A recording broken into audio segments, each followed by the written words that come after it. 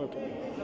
पंजाब में तो सब बहस में फिर उसका क्या रिएक्शन होता है? और पंजाब को तो आपने मेजर मार्केट माना है फिल्म के लिए। ये बहुत लोगों को गलतफहमी है कि ये पंजाब में मेजर मार्केट है।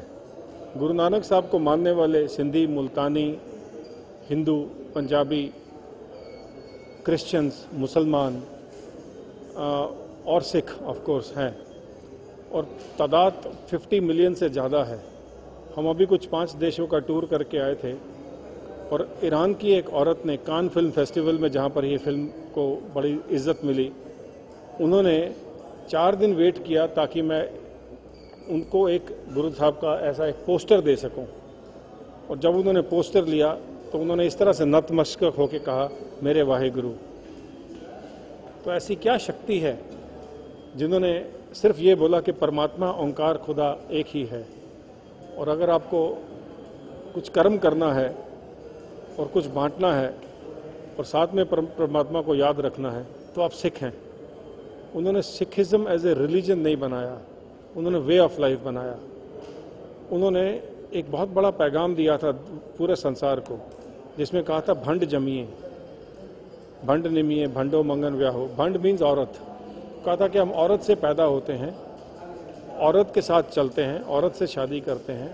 और उन्होंने कहा था कि सो क्यों मंदा आखिए जित जम्मे राजान, फिर उसकी बेइज्जत क्यों करते हैं जो राजाओं को जन्म देती है।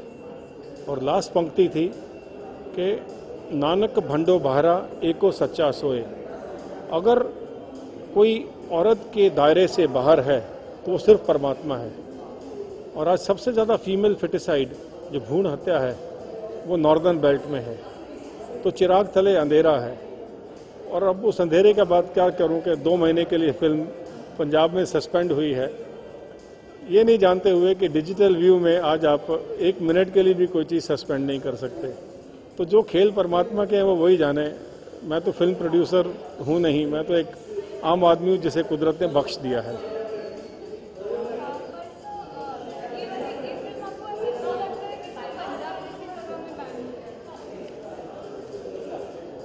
ऐसा होता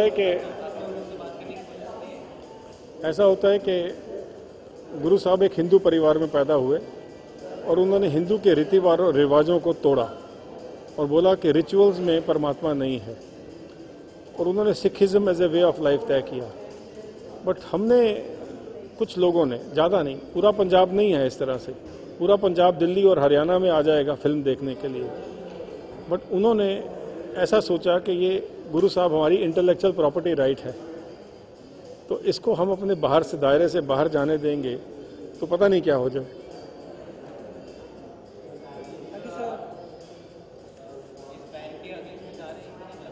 नहीं, मैं किसी के साथ में कोई टकराव नहीं कर रहा हूँ। मेरा फिल्म से पैसा कमाने का मतलब नहीं है कि जो कमाया जाएगा वो लंगर की तरह नीडीज़ में, लोगों में बांटा जाएगा जिनको इनकी ज़रूरत है, और वो ज़रूरी नहीं कोई एक धर्म के हो। और मैं किसी के खिलाफ में, मुझे कोई दुख नहीं है कि कोई देखना चाहता है कि नहीं 2 महीने के लिए बैन है या 1 महीने के लिए है। ये परमात्मा जाने और वो लोग जाने जो ये सियासत कर रहे हैं।